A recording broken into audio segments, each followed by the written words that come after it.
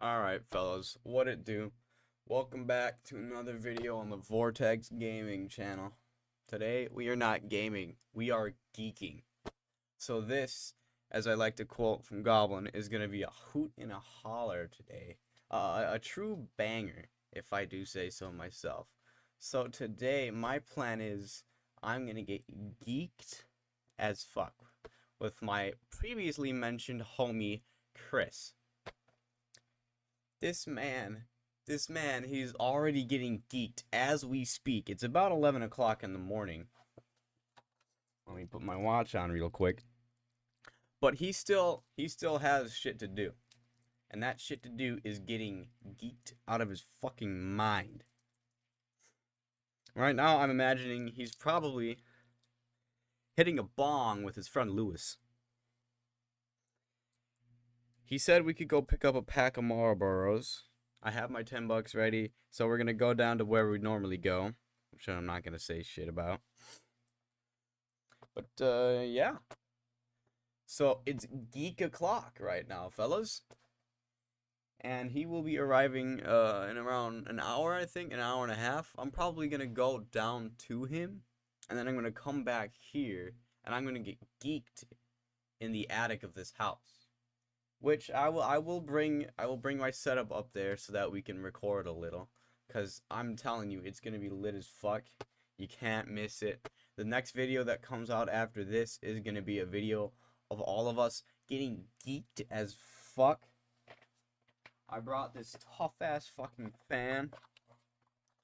It's big as fuck. We're gonna blow smoke into each other's faces with this shit. This shit is gonna be lit as fuck. Alright?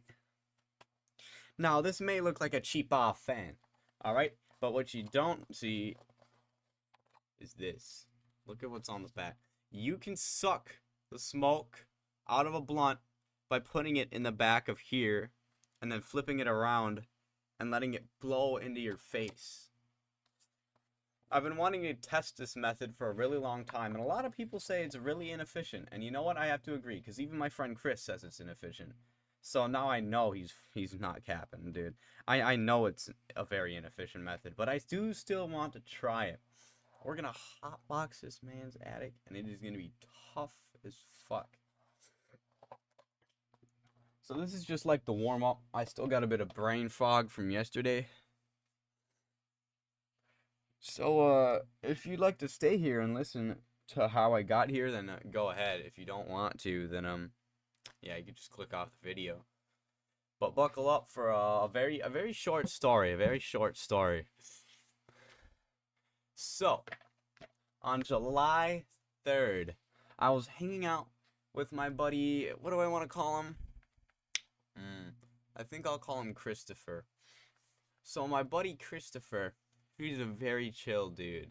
Alright, he's okay, well, he's normally chill, alright? But you can normally count on him to have a muha, to have a push, to have a pen somewhere inside of his house.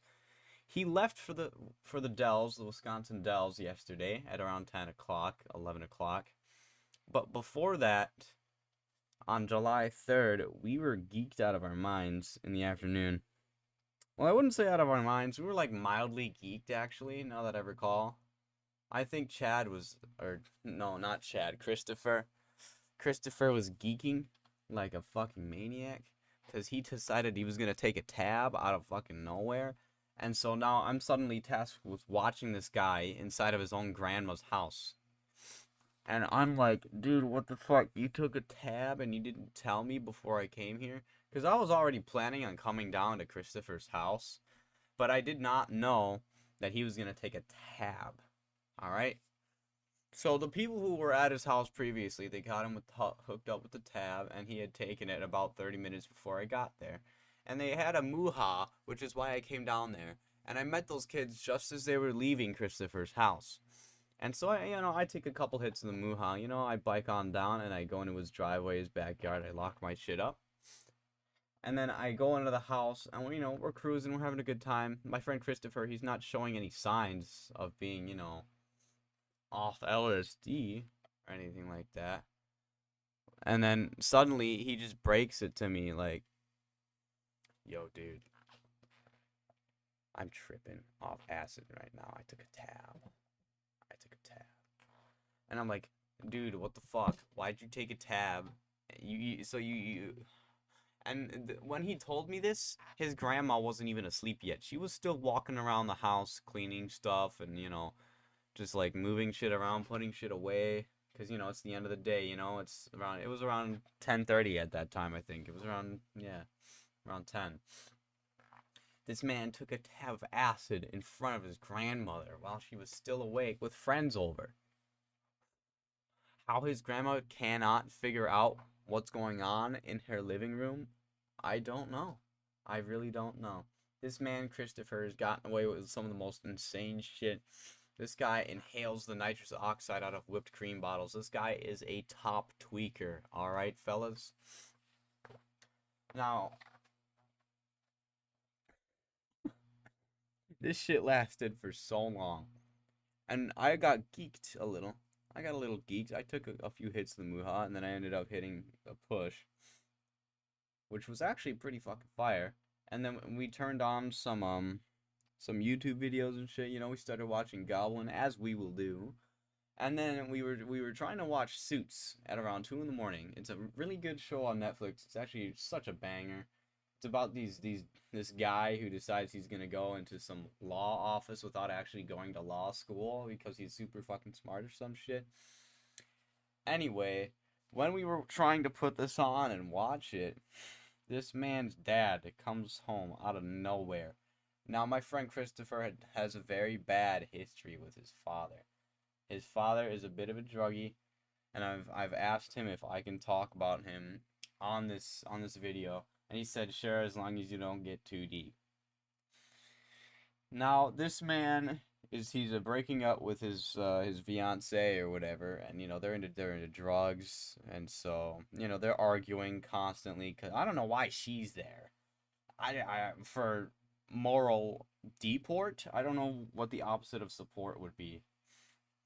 But like I don't know what the hell his ex-fiance is doing there. All she's doing is arguing and telling Christopher's father that she or he keeps doing crack or some shit like that. And then he's like, no, you keep doing crack. But anyway, we are tasked with the incredible mission of emptying an entire U-Haul truck, including 2 ovens, a freezer, and a fridge, into Christopher's garage. Now, we were going to be well paid for this. We were getting $100, so we were just going to split it around, I think, like 35, somewhere like that. Nah.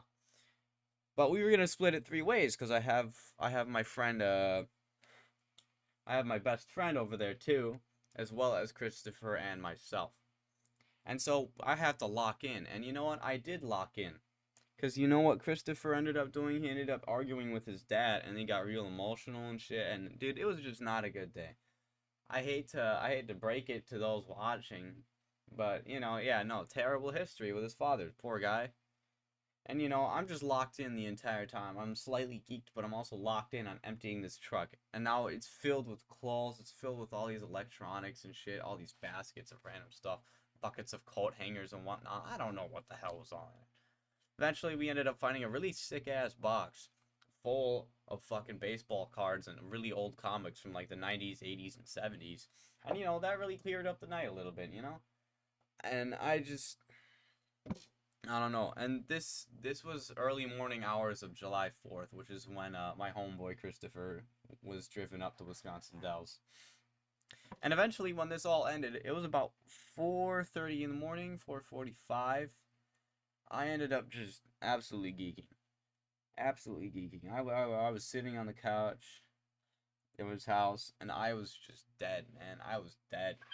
I had to move chairs, and then my best friend came into the room, and he starts saying some dumbass shit, as he normally does. I mean, I don't know why he keeps saying goof-ass shit, like, come on, cheap dude, bitch-ass dude, like, bro, you gotta hop off that shit, bro.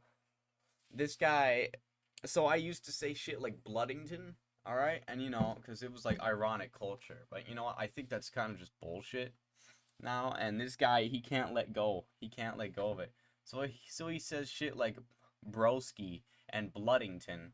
I've completely moved on from that. That shit is fucking bogus, dude. That shit is not it. It is not top tier to any extent whatsoever. But this guy still thinks he's the talk of the town with his fucking word usage, dude. I mean, this guy's a geeker. Anyway, yeah, no. So, it's the morning of July 4th. The sun's rising in the window, pretty much. And we finally turn on Suits again. And my friend Christopher, he's in the room now. I didn't sleep all that night. I had to bike home. And I fell asleep at around 7:30 in the morning. My best friend, he went upstairs in Christopher's house and knocked himself the fuck out on his bed. He was busy looking at those baseball cards that we found right before he went to sleep. Dude must have tired his eyes, because I'm pretty sure the second he closed his eyes, he just collapsed. He started snoring and shit. That shit was goofy as fuck. But, you know, I say my goodbyes to Christopher. I wish him well. I hope he took a nap on the way up to Wisconsin Dells. And I bike my ass the fuck home. And what do I do when I get home? I plop myself the fuck down on my bed.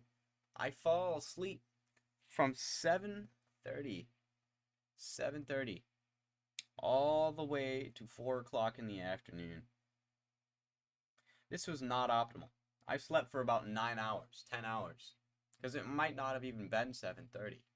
It might have been fucking 6:30. I don't even remember at this point. That's how geeked I was that day.